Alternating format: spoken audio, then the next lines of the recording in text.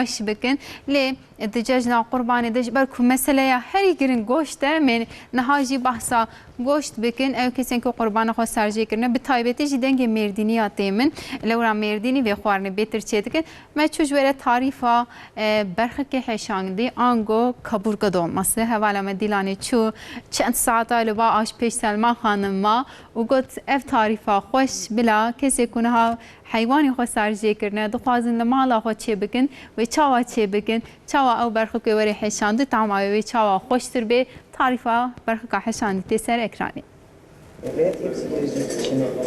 برخه که حشاندی یک جخوارنین تایبتین هرمی کدروژن تایبت تجبو میوانانتی چیه گرد tane servis tabağı. Ben hanım yağıydı. Küçük şeyinin.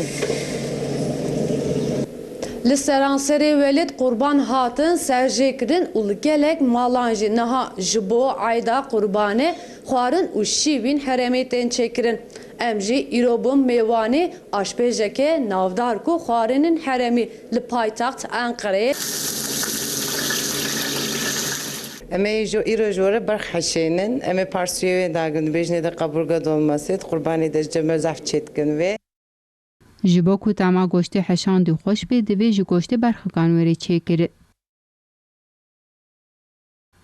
Beriya ku werê heşandin divê goşt carekê di nava rûndawerê sor kirin.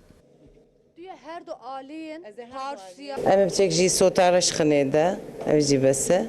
Emin am birinci nivkeli hazır kırıbı jvebe. Bağdunuz tede, sotaraş tede, bayif tede. Birinci nivkeliye. Ne birinci tamamı. Eme hatta her yerde dağırın.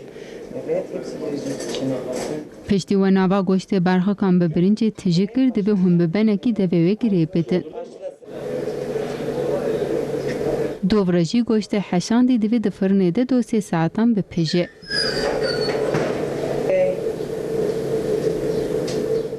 Xwarina sifreyên taybet berxika heşandî tevî haziriyên wê di nava 4-5 saetan de amade dibe.